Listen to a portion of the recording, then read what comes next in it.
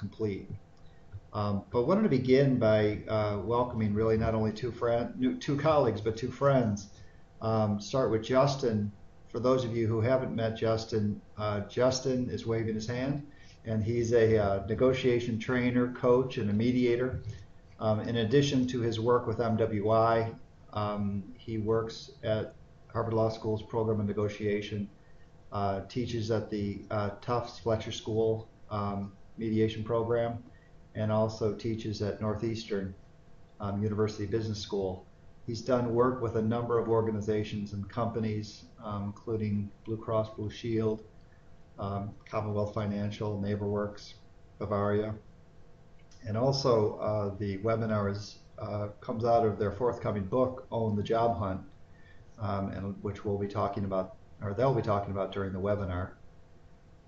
Working with him is his co-author, Tad Mayer, and Tad actually was a employee here at MWI starting in 2006 and finished up just a couple of years ago. And we miss you, but we're so glad you can stay connected to us through your work as a trainer and a coach. And in addition to his work, not only with MWI, he is an adjunct professor at the business school at Northeastern, and also he's done work with other companies such as General Motors, Coca-Cola, BMW, also done work at Fletcher and Tufts. So we're really glad to have both of you here. We're looking forward to hearing about the ideas that you've been working on for many months, and I know you're excited about the material, and we're glad to have you do this. I also want to let folks know who are listening on the webinar that if you have questions as you go along, please type them into the conversation section of the webinar, and I guess Justin and Tad can decide whether or not they want to answer them live, and if not, we will definitely take time at the end for you to answer those questions and more.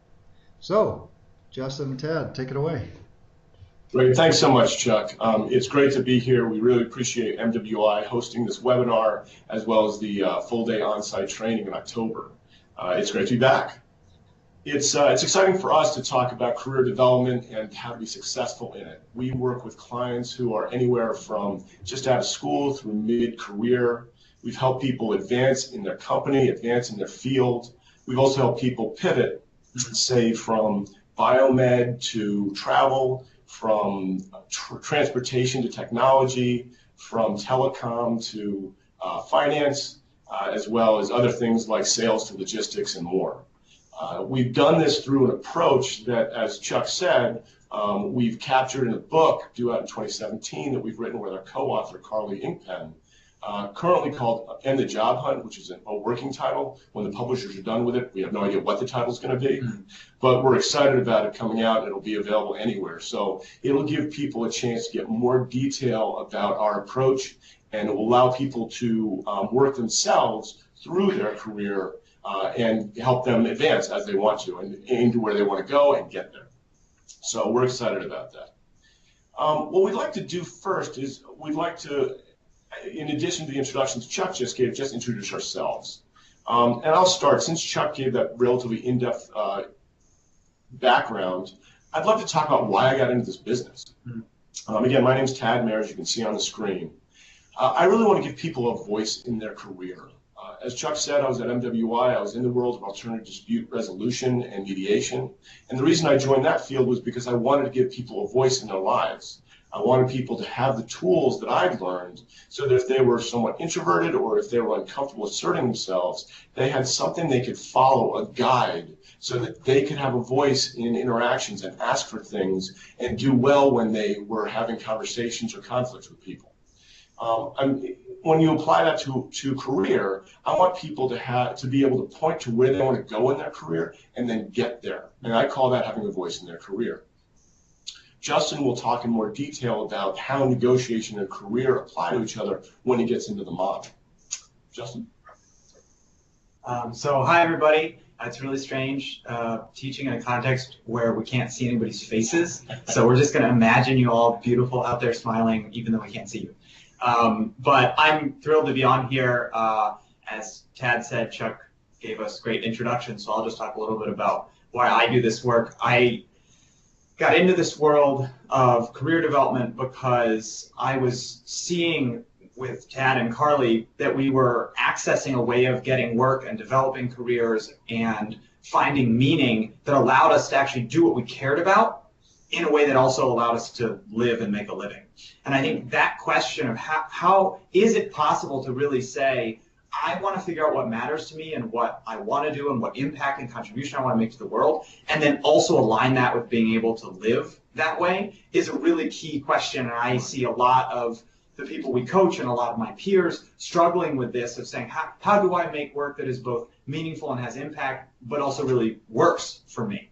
And so that's my interest, is how do we bring that together to create a work world in which people really can do work they're passionate about, that matters, that has an impact, and allows them to live the lifestyle they want to live. So that's sort of the ultimate goal of this work.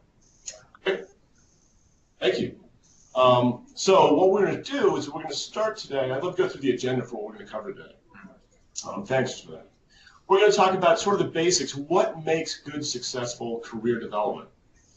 Then we're going to talk about, through our work as coaches and through our research for the book, what we've identified as 3 of the most common mistakes people make in their own career development. Then we're going to talk about how to prevent those and how to do it right. And then lastly, we're going to take questions, which we'll not only take at the end, we'll take them at various points through the presentation. And we just want people to remember that there's going to be a full-day training at MWI on October 18th that will be a deeper dive into career development than we're able to do on a 1-hour webinar. So to start, we'd really like to ask you this question, which is to think back to a time when you were job hunting. What did you find most frustrating? If you can type into the conversation bar what comes to mind, that would be great.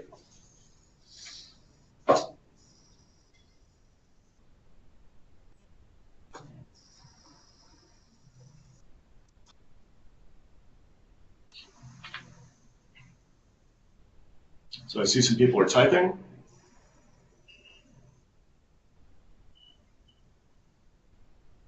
Let's see.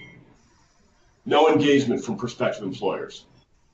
I'll take down a list of my hands. Great. Okay. Great. So yeah. So you apply. You make yourself available, and you get no response, or an unenthusiastic response at best. Not having the required specific qualifications, yet knowing the skills would be a good fit or transfer. Absolutely. That you can do the job, but it's a question of convincing them that you can do the job, or saying it in a way that they really get it and get what you can offer. And Vicky said just being at the mercy of what's out there. Absolutely. Mm-hmm. Good. Lack of credibility from employers. Yeah, again, being able to communicate why you're the right person for that job and why you have the skills and abilities to do it. Absolutely. If you work in human services, expected to be happy with a low salary. Nice. Unfortunately, it's true. Absolutely. Sending out many application letters and not hearing back because of online application systems, et cetera. Absolutely. That is such a huge issue now that so many people complain about. The percentage of people, I saw a poll recently, and I think it was well over 50%. I think it was closer to 65% of people who said that they received no response whatsoever to any application they'd submitted, which is just frustrating and inappropriate. So a lot of what we're seeing here is communication issues. Either the communication between you and the company, or the communication you have to sell yourself, or to be able to persuade them or talk in a way about what would work and why you would be the right person. And so today we're going to talk about a lot of that, which is great. What Justin's about to go over will address many of these.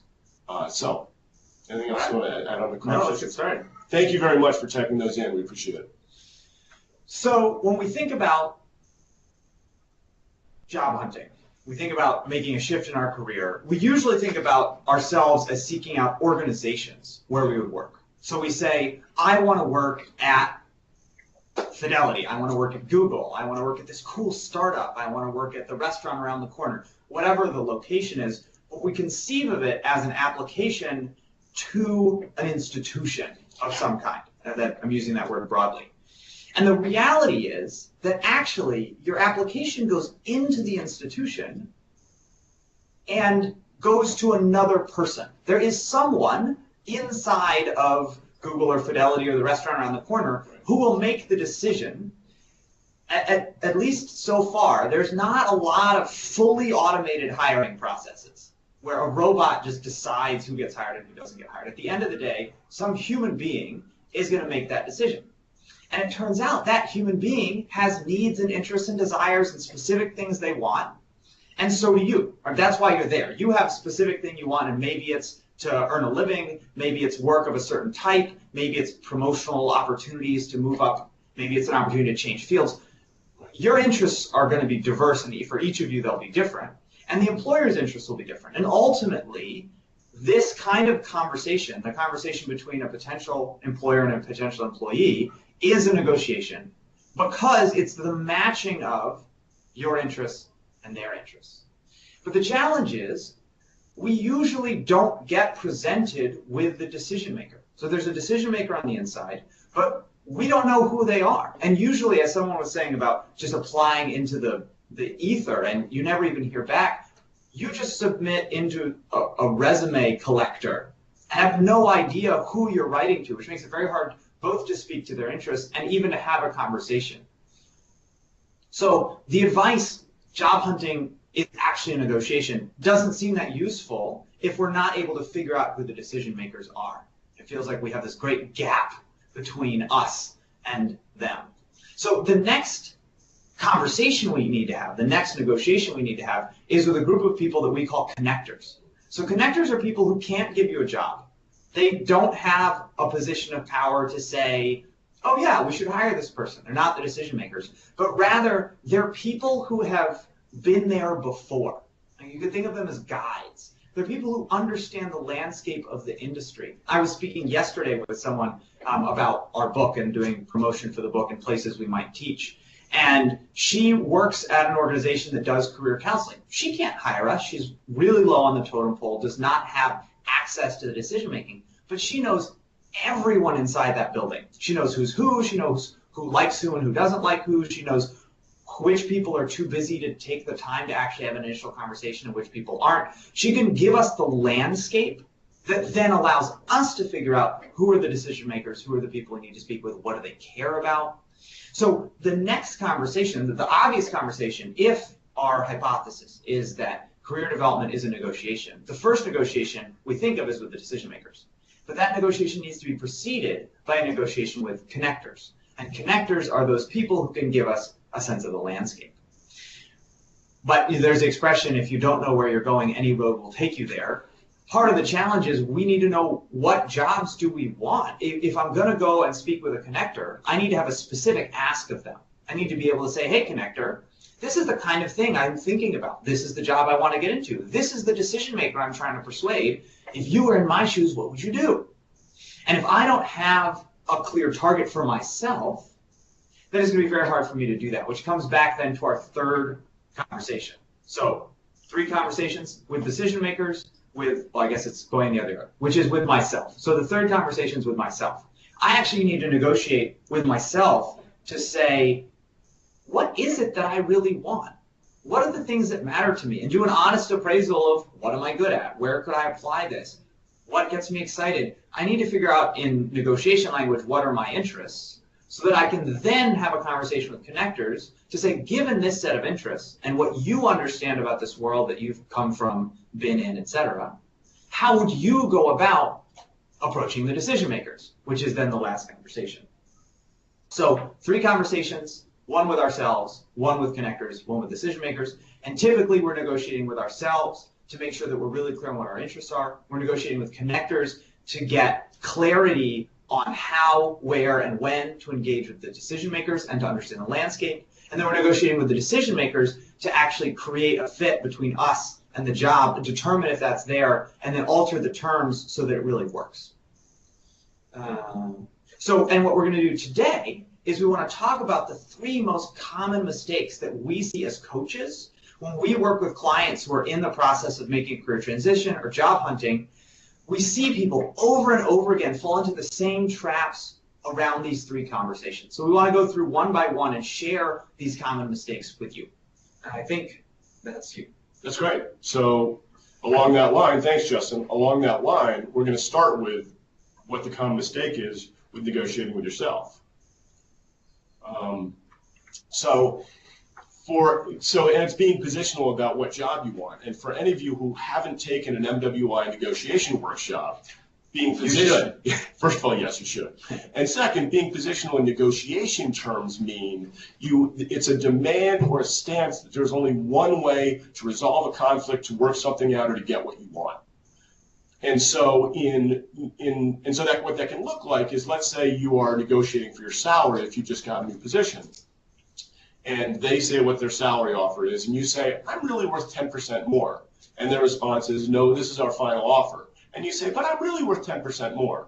You each have a position which doesn't line up. And therefore, it's going to be very hard to work that out, just having that conversation over and over again. So there has to be some other way to approach that. When we get into career, what that means is being positional about a job is focusing on one job only, and nothing else will work. And if it doesn't work out, or if it looks like it's not going to work out, you lose hope, you feel stuck, and you don't know what to do next. So let me share a story about Laura. Laura is a really vivacious and fun and exciting person. She's great. And she worked at a bank branch and was the manager of that branch. And she'd been there for years. When she started, she loved it. She really liked the people. She liked what she was learning. She enjoyed advancing quickly. And now she's been there for many, many years. And now it's pretty unsatisfactory. She's feeling it very inflexible. The schedule is very inflexible. She doesn't like the commute. It's too long. She has chronic staff problems. And there's paperwork and bureaucracy because it's a bank that she's not really sure why she has to deal with. And she can't do anything to change it, but she feels she can. And it is providing some money so that she can lend support to the financial obligations of her family. So what happened was the bank decided, or actually announced, that they were going to downsize that branch. So with all the turmoil that Laura was going through, she actually volunteered to be one of the 2 managers to be let go. And at first she was very excited about this. This was great. She could do anything she wanted. As the day came closer to her last day, she got more and more afraid because she couldn't figure out what she wanted to do. So she went out to lunch with a friend of hers. And they're having lunch, and they're talking. Laura's laying out pretty much what I just told you about how excited yet scared she is. And her friend breaks in and cuts her off and says, I know exactly what you should do. You should be a yoga instructor. We go to the yoga studio all the time. The instructors say that you're really good, that you're a natural. That's what you should do. Laura thinks about it for a second, goes, yeah, you're right. I should be a yoga instructor. That's my calling. That's what I should do. It fits so much of what I want to do. That's it. And so she cut the lunch short, and she went down to their studio and met with the manager of the studio. Now, he knew her and was very excited for her, but also didn't have any openings available. So, frustrated but not disheartened, she went back home and went on the internet and made a bunch of calls and looked for other positions that were available as a yoga instructor. And she couldn't find any. Nothing in the close-by area. This is when she lost hope. She started to feel she'd made a mistake, and really important, she started to feel like she was failing and that she'd made a huge mistake by leaving the bank. So what I want to do is talk about how could Laura have done this differently so she could have ended up in a different place. And it starts with the first negotiation that Justin was talking about, which is the negotiation with yourself. And as we talked about, positions or demands. Her one demand was, I want to be a yoga instructor. That was her stance. It was the only way to resolve it.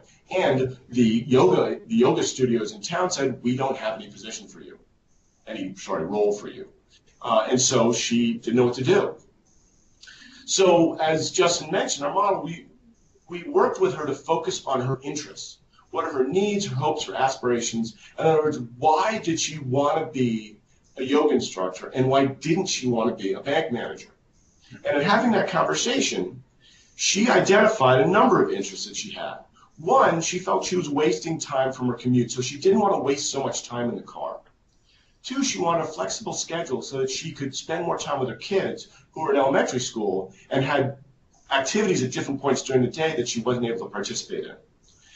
She also wanted to have limited or no responsibility for employees. The chronic employee problems were just really weighing on her, so she wanted to be independent.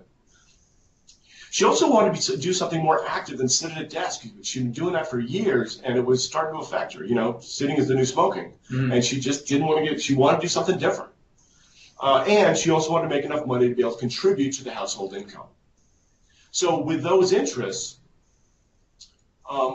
she can rethink what she wants and identify different options to achieve those things. So her position was yoga instructor, but hiding behind that position were all these interests, and that leads to different options. So I'm going to ask you, if you were to think of different jobs that would fulfill not wasting so much time commuting, being able to attend young kids' events by having a flexible schedule, having limited or no responsibility for managing other people, doing something more active than sitting at a desk, and making enough money to be able to contribute to the family income, what ideas come to mind for you that Laura might be able to do?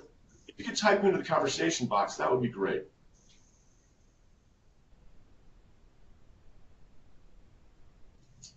And so, someone asked, you can still pay her bills. Her husband works. Her husband has a salary, but without a second income, it would really affect their lifestyle. And they really, especially because they're kids, they really don't want to do that. And that's why she wants to have something that contributes something significant. So, are there any options that people come up with that would get her off her desk chair, would give her independence, and might be closer to home?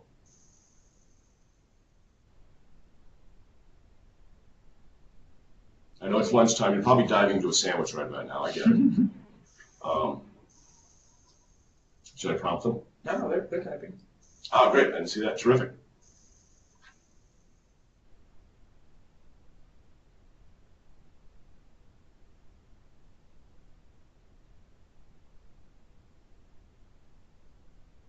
This is a tough position that many people get into, and when they lose hope, that's really when they really start going back to what they did before and continue to be unhappy.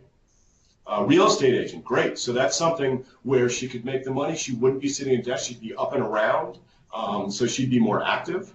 What else? Manager of marketing yoga studio, terrific. Yeah, very creative. So maybe not the actual instructor, but doing something. Open a bakery, great. She's up. She's very active. Working in another local business, exactly. Depending on what those responsibilities are, they could fit her her priorities perfectly. And one thing that brings up is, what's her top priority? Is her top priority not commuting, or is her top priority not sitting at a desk? Or not managing people, exactly. So she'll have to prioritize those to figure out which options are best. Great, so these are great. So what it shows is there are more options. And when we went through this with Laura, she came up with many more options, which suddenly she had hope. She felt that she could do it. She got confidence, and it completely reignited her, and she was very excited about the decision she made about the bank. So it's great. Thank you for your input. And so then the first thing we need to do is get clear. Once we're clear, once we've thought about the various things we could do, and we've picked one that really aligns, we have to go out and figure out how to make it happen. So the next mistake is going it alone. Remember, we talked about there's a huge gulf between you and the decision maker you ultimately need to reach. And often it's a gulf that you cannot cross on the vessel of the internet. That may not be the right way to get to your decision maker. So you need to figure out how do we do that? And often that's by asking for help. So I'm going to tell you a story about Lewis. Lewis is an electrician, or was an electrician, and had a successful career as an electrician, and decided he wanted to jump to something else. He was just getting older, and it was not cool anymore being crouched in weird contorted positions, hiding in walls, trying to get wiring done. I totally get it. Yeah. And he wanted, so just for his physical health, wanted to do something else. So he did an interest analysis, right? He avoided problem one. And he said, what do I want? We said, well, I want to do something that really stimulates my mind. I feel like I've been doing work that's interesting, but I'm so expert now at being an electrician, I don't have to think at all. And I'd like an intellectual challenge. I'd like something that is lucrative and something that allows me to not be moving around quite so much. Kind of opposite Laura. He wants to be more sedentary. He wants to take up the new smoking, which is cool. So he looked at the various things he could do, and he ended up noticing that throughout his whole career, he'd always been really good with numbers. He hadn't used it tremendously with nutrition. That was something that he had used in school that had always been fun for him. So he thought maybe being an accountant. So he looked into that a little more, considered some other options, but settled on that one as the one that seemed most aligned. So he read up on what it takes to be an accountant. He went and got certified. He got a CPA. He took the courses that were required to do that. Gets out into the real world. He's now an accountant. The problem is, turns out getting work as an accountant was a lot harder than getting certified as an accountant. And so he'd done the legwork to get the qualifications he needed, but that wasn't enough. So somehow that wasn't what the clients were looking for, but he kept putting in proposals and then never hearing back, or going to events and not connecting with the right people. And he wasn't sure what he was missing, but he had sunk thousands of dollars into an education, taken time off work, and he could always go back to being an electrician. That was an option, but he had left that because that's not what he wanted to do. And so he felt stuck. And his challenge was, the mistake was not talking to the people who'd been there before. You can learn a lot reading up on the internet about an industry, about a particular business, about what people are looking for. But the reality is, it's changing all the time. And the nuance of the inside of how an industry works is best known by the people who are in that industry. So let's say Lewis could have gone out and talked to some accountants and said, I know this job has a reputation for being mind-numbingly boring. Is that true? Or do you actually love it? And he talks to a couple people, he'd get a sense of whether or not it was work he might enjoy. He could go to accountants and say, I'm about to start an accounting program, and I want to make sure that when I get out, I'm employable. What is it that the people who hire you are looking for? Or you could go to some of his professors and say, the people who have done the best coming out of programs like this, what did they do? How did they approach their schooling? Who did they build relationships with? What skills did they build? I mean, several of you talked about not having the right qualifications and how you can do the job, but the barrier put up often by the HR department is you have to have this, and this qualification. And so that's a question Lewis can ask, both because some of them, like being an accountant, is pretty hard if you're not certified. Like that's hard to get around. It's like being a doctor. They're not going to let you practice medicine if you haven't passed the board. That's just how it works. And some things are like that, and you need to know so you can get the qualification and know that's not when you can walk around. And there are other things that you may learn through the conversations that you have with connectors, actually really are just put up as a barrier, but if you have this set of skills, or if you're able to meet with this person in particular, or if you can show this kind of past history, they can be waived. But you don't know which category the requirements are until you talk to the connectors. And so Lewis then talks to connectors, figures out that the key thing in accounting is being able to make connections with clients where they believe him to be credible and low maintenance. Right? In his particular industry, in the accounting world that he was looking at, where he starts then is also, they say, with the businesses that you know. They want to, people want to hire in that space accountants who have some familiarity with the business. So he goes back to the contractors that he had done electrical work for. They have relationships with him. And then he sets himself up as someone who's low maintenance, easy to work with, affordable, and it starts getting clients through building relationships with the contractors who do the construction projects he had previously worked on.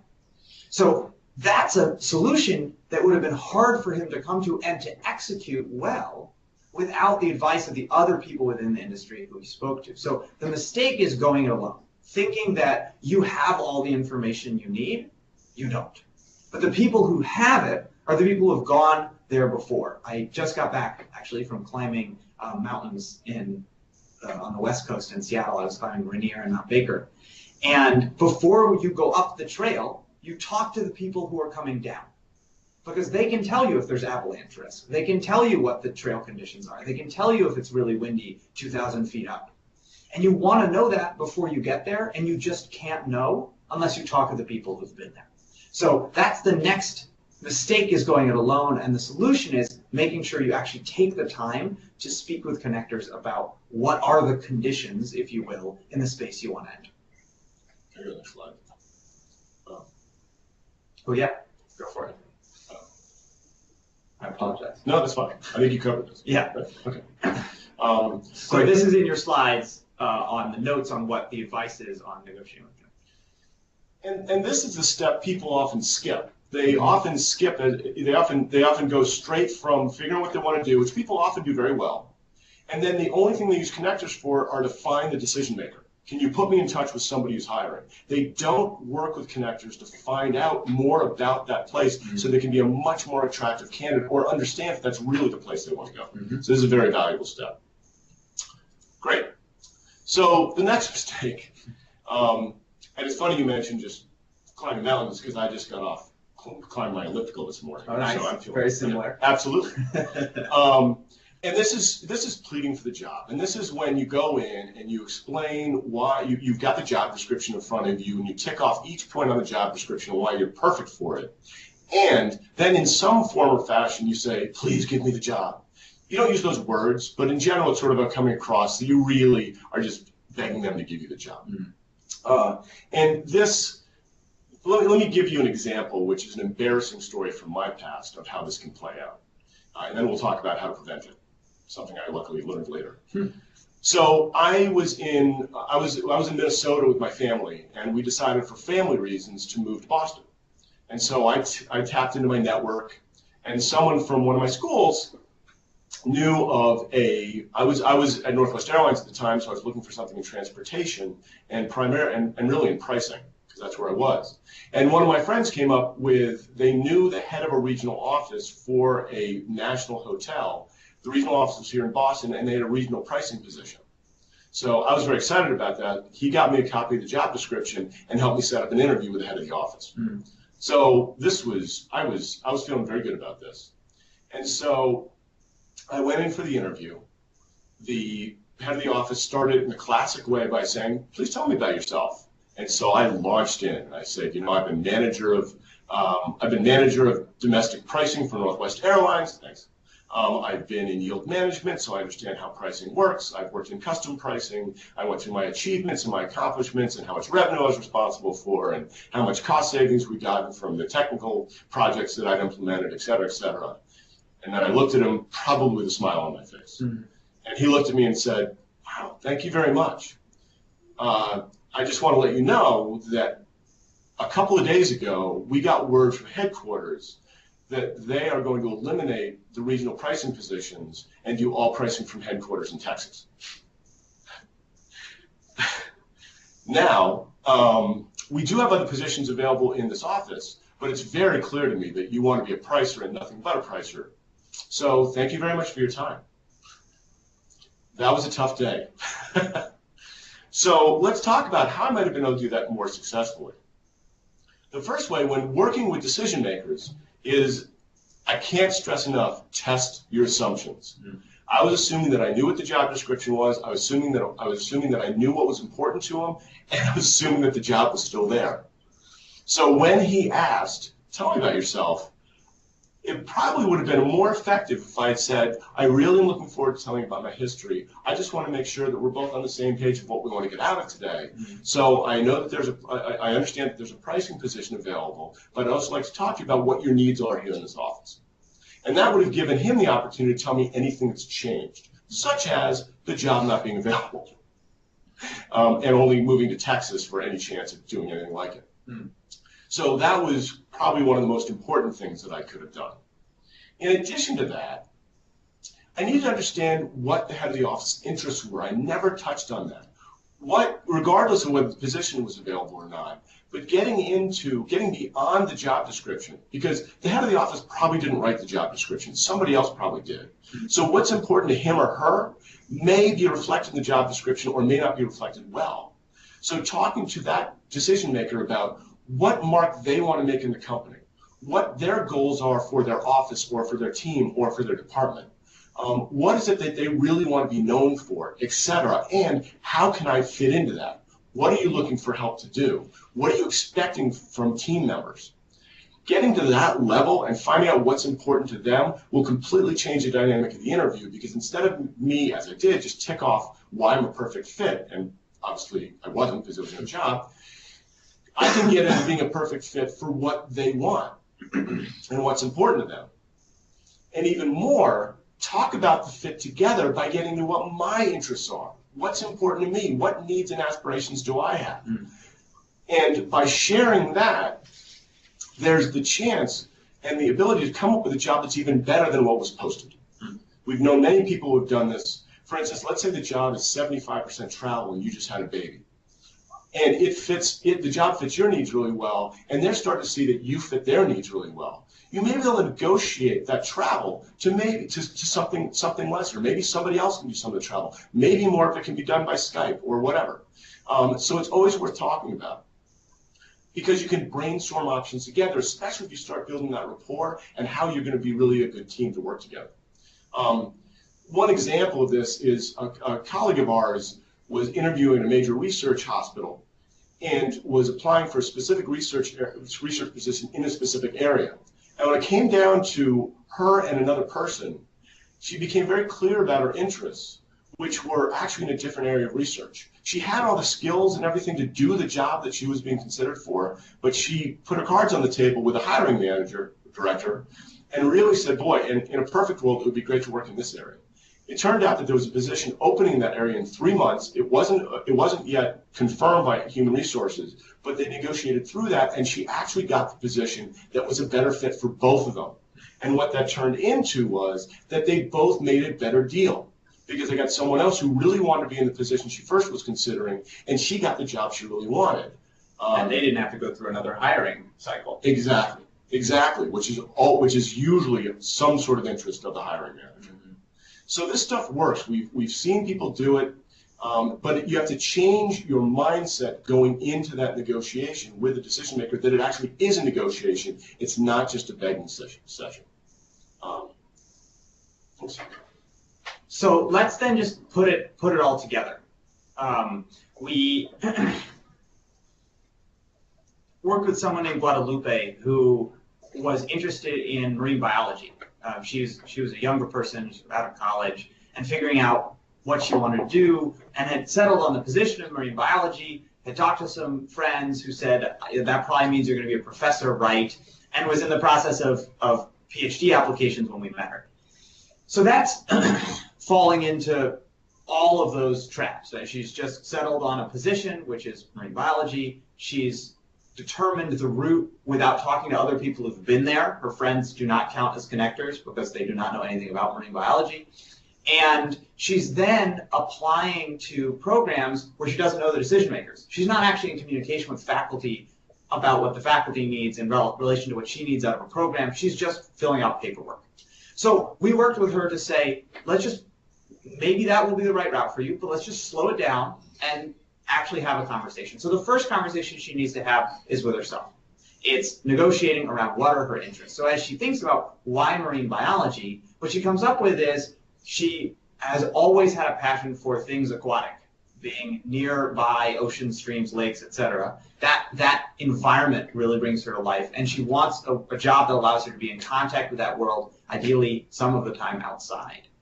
She cares about conservation. She wants to help promote, educate people about a world in which we value the things that are in the natural spaces and in particular aquatic spaces so that people will protect it. She believes that people protect what they love and they love what they know. And so ultimately we have to help people know the things that we want them to protect. And finally, she actually has a real interest in the biology element, specifically with animals. So she doesn't really want to work on seaweed. She's interested in animals and working with that space, had taken some biology classes, really enjoyed it, and excelled in that work. So based on that, she can now go to connectors and go and talk to some people who are actually in marine biology, or maybe working at a local wetland protection NGO, or she goes through searching on LinkedIn, Googling, talking to friends, and finds people who she can connect to who are in that space. So she goes to them and she says, how did you become a marine biologist? Tell me about it. And then they tell her, and she learns all these interesting things about how this world works. And then at the end of the conversation, she asks, so if you were me and you wanted to work with animals, to be in aquatic environments, to work on biology and to support conservation, what would you do? And she got a bunch of really interesting advice. And it turns out there are several different routes you can take. There's an academic route, which probably requires some research experience if she's going to be considered seriously for PhD programs. So that was important information. Just filling out the forms could have been a real waste of time if what they're looking for is research experience. There are conservation NGOs that do a whole range of different kind of work. And then in terms of being a spokesperson for the aquatic world, aquariums are a really good place, potentially, for her to explore. So based on that, her next task is to negotiate with decision makers in those spaces so that she can get enough information to find out which one she wants to really focus on. So she goes and, through a series of conversations with connectors, locates a lab that's doing research, marine biology research, and she gets involved with that lab and starts just helping out with some experiments. And then she, through another organization, through a connector, finds someone who is working on sustainable oyster farming. So that sounds really exciting. She decides to find a way to work with them to understand how does that world work. But neither of those gigs are paid or sufficiently paid to pay her rent, and she has to pay her rent. So she's looking now to an aquarium, which was the third thing, to be able to actually support herself while she does this exploration process. And she goes into the aquarium and, through some conversations, figures out who the person who really makes decisions around hiring is, sits down with that person, and she finds out that the aquarium is actually having some issues being understaffed with people who are presenting and protecting penguins. They do the penguin exhibit, which is a big part of the Boston Aquarium. And so that's perfect, right? She needs a job. This is going to be great. The problem is the job does not have a lot of flexibility. The schedule is set only a few weeks in advance, 2-3 weeks in advance. The manager just sets the schedule. And then if you can't attend, you need to find someone who can switch out with you. Particularly in the summers, when a lot of the academic research is happening, it's really hard to find anybody to switch with you. And so this job actually would compromise the other two opportunities she's come up with if she just accepts it as is. But instead, so that would be the supplicant version. She goes in and says, please take me the job, I'll do anything. I just like, whatever your schedule is, I'll work with it. And again, that can be very tempting. There's competition, and you think, they're going to want to hire someone who best meets their interests, and what they've proposed best meets their interests. But it's possible that she could have a conversation with the manager and find another way to meet their interests that actually still works for her. So she starts asking some questions. You have different unpredictable staffing, it sounds like. What are the variables that influence? Well, some of it's just demand, when people show up. But a lot of the high volume when they need extra staff people are school groups or camps. Interesting. So school groups and camps, and how far in advance do those book? Oh, those book months in advance, because the aquarium is actually hard to book because it's so popular to bring school groups. So those they know about months in advance. And when is the time that you have the hardest time staffing people, she asks. And he says, well, it's the weekend. Nobody wants to work on the weekends. So that's the time I have a hard time getting people to work. And so that's why I've decided to just kind of rotate everybody through. So sometimes you work weekends, sometimes you don't, because that seems to make people the least unhappy. But then if I gave people choice, then it's a nightmare for me. So I want easy staffing. So she thought about it and she said, okay, what if I committed to always work weekends, unless there was some reason you wanted to staff someone else, but I would be willing to work all on weekends. And then if you can tell me far enough in advance when the school groups are coming in and you're going to need extra staffing, then I can let the researchers know or the oysters people know with reasonable lead time that I'm going to have to miss. And otherwise, the research consistently, I've been going into the lab on Thursday afternoons, and the oyster work is usually on Mondays. So if I could have those 2 days more flexible, I'm happy to try and switch with people because I know that's how it works. But if I committed to work weekends, would you be willing to give me more flexibility on those days unless you have a school group and you let me know in advance? And it turned out that actually worked great for the aquarium.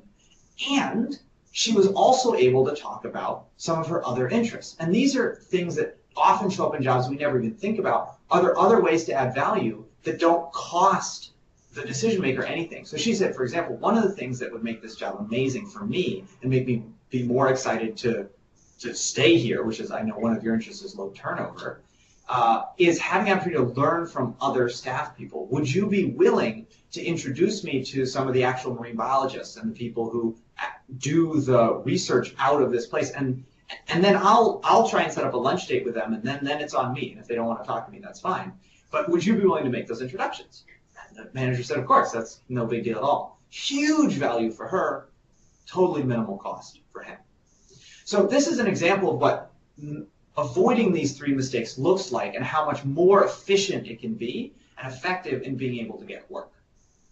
So in the career mistakes we see are people get positional, they do it alone, and they plead for the job. And what we're advising is that you think about interests, consult connectors, and then make sure that you really engage in a conversation about fit. Is there more I need to click here? Yes, okay.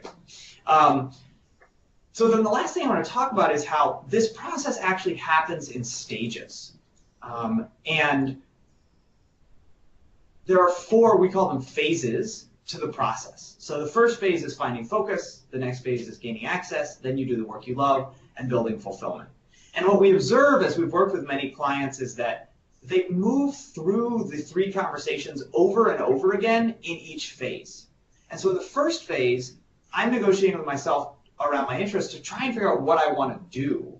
And I'm negotiating with connectors based on those interests to help me figure out what I want to do. And I'm negotiating with decision makers to get opportunities that help me figure out what I want to do.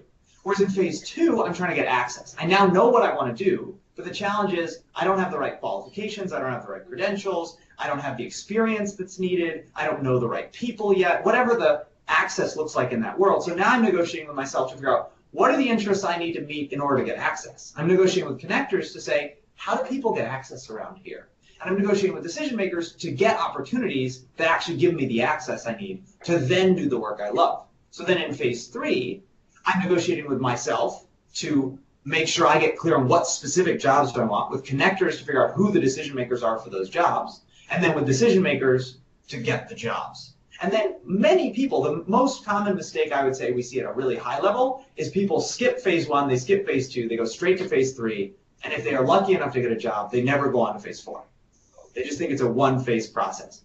And so phase 4 is where you're doing the work you love, you're really good at it, and it's a chance to step back and ask the question, what kind of impact do I want to have on the world? What fulfills me? What kind of lifestyle do I want? And seeing if there are ways to build a team or be part of a team that allow you to really have both the impact and the lifestyle you want. So often what we see in the people we coach who are later in their careers who are really successful is they feel like they have to make a trade-off. Either I have to quit my job to have the lifestyle I want, or I have to work like a crazy person and I have the impact that I want, but I don't get to have the lifestyle that I want. How do you manage that? And there's some really nice examples of that we don't have time today to go into in depth. So we've talked today about these 3 mistakes that people make, and they make these mistakes at every phase. And in the full day workshop, we'll end up talking about how you would apply these 3 negotiations in greater detail at each phase. But this phase is a key part of our thinking and understanding how you move through the career arc that you have. Right. Thanks. I just want to add that although the Guadalupe story is somewhat of an early joining the workforce, that also applies to people later, like mid-career people that we've worked with, who they're using those same skills. When Guadalupe was negotiating the schedule and all that, there are people at mid-career who are negotiating the responsibilities and even compensation or other things, but more what the job looks like. And especially at mid-career, those negotiations can get very broad and can be very flexible as to what responsibilities and what roles someone has. But it's the same process. So that's why the 3 negotiations, that's just an example of how the 3 negotiations apply to all 4 phases. So now we'd like to open it. Oops, we'd like to open it to you, to what questions you have, and if you happen to have any experiences that pair up and illustrate what we've been talking about, feel free to share them.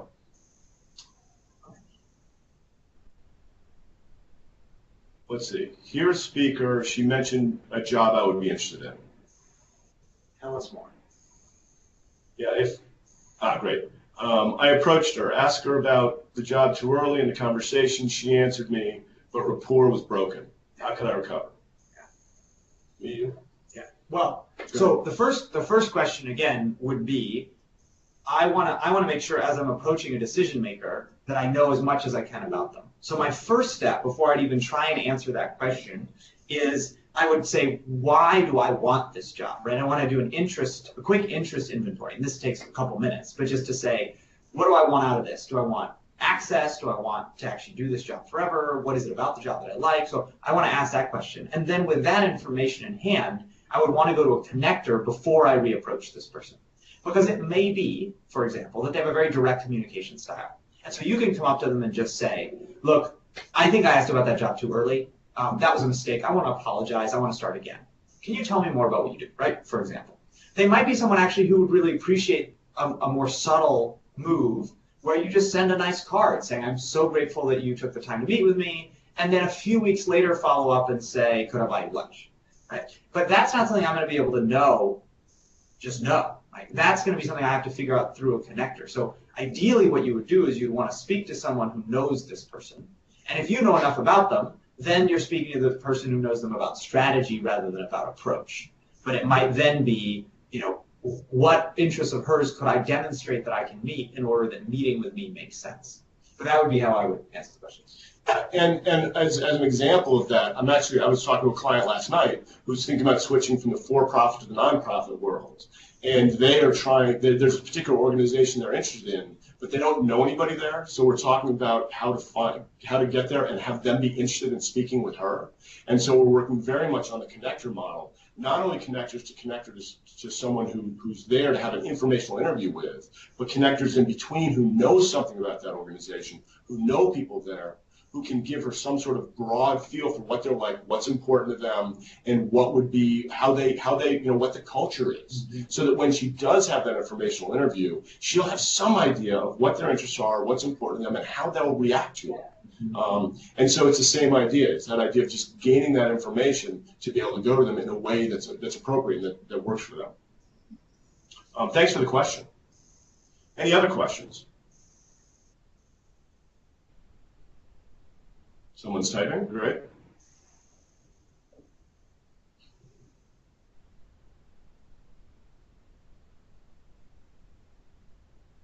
I love this picture. I was very happy to find that.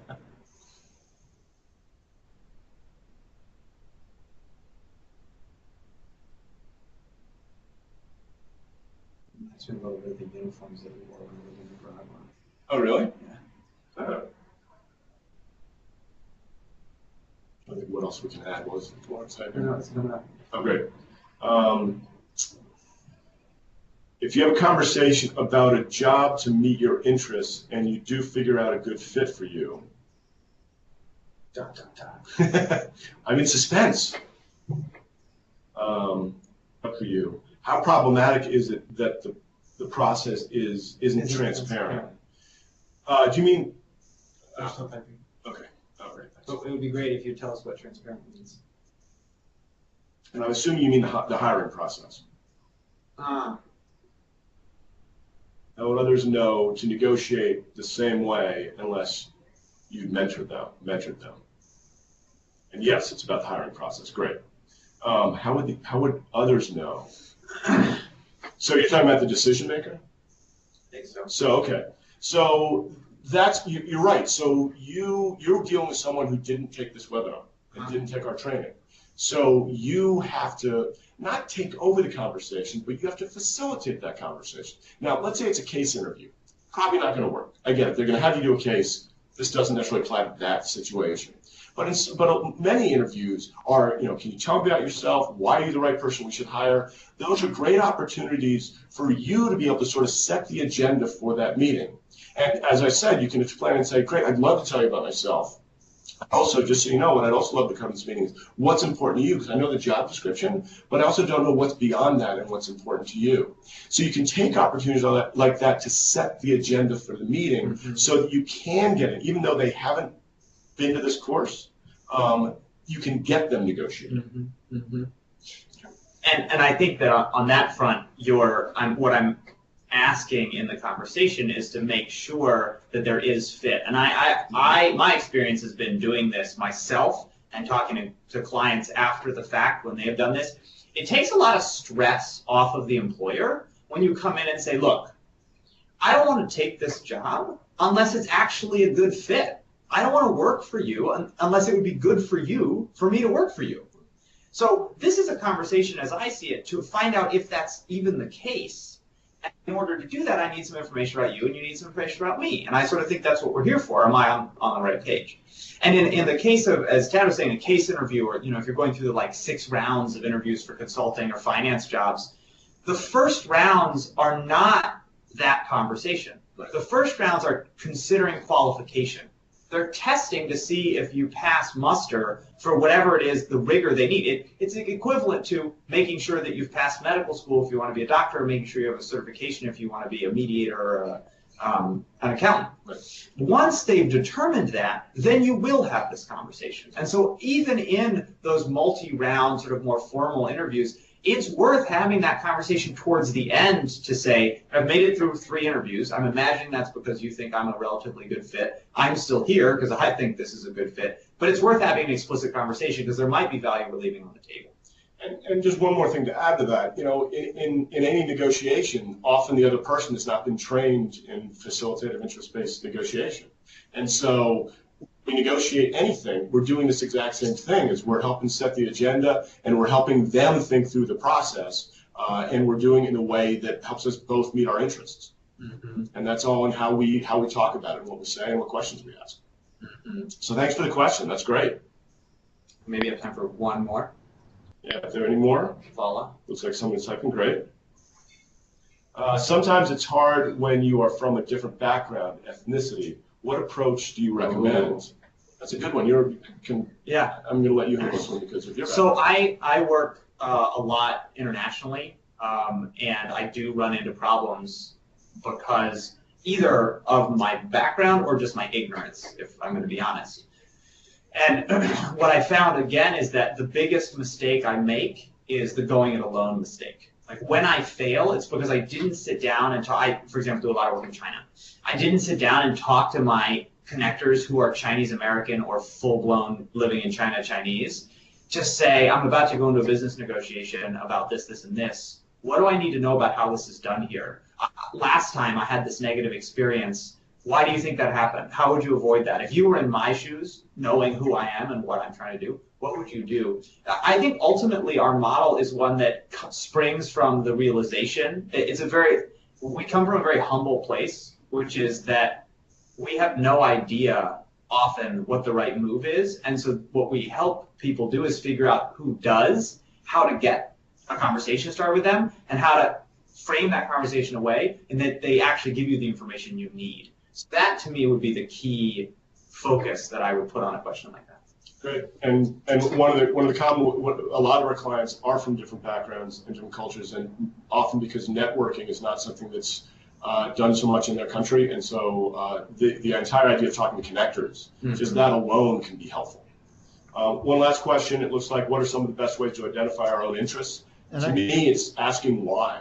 Why do I want this? Why am I saying that this is the right thing? And really delving into what the basic inner needs are that get to that. And that's a very quick answer because we're out of time. Yeah, and the last thing I would say about the why, the interest identification, is the other 2 really good ways to get there is, 1, talk to someone who understands this, whether it be a coach or it be someone who has mediation experience, but someone who can think in terms of interests is likely to be very helpful to you. And the other is to actually test them, whether that be in conversations and connectors, but then ultimately, once you get clear, try it out. Find a way to volunteer, to shadow, to spend a day watching, to take a webinar on whatever it is you're interested in, because you may discover that there's a gap between your imagined interests and your actual interests, or your aspirational interests and your actual interests. Well, So- Justin and Tad, thank you very much. And I wish there was some, application on our webinar application to give you a virtual like hand clap. So hopefully everybody's doing that from their terminals. So I'm seeing that there's contact information, and it sounds like you're encouraging participants to follow up with you, perhaps with questions. Absolutely. People will be getting copies of the webinar, which will be sent out tomorrow.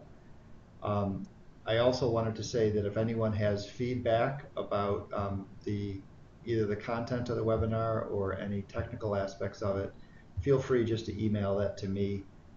My email is with your confirmation, if you don't have it already, that was sent to you for the webinar. But also with Tad and Justin, we're planning to have a full-day workshop on the content of negotiating your career, and that is scheduled for, let's try this, not on my fingertips, I should have had this.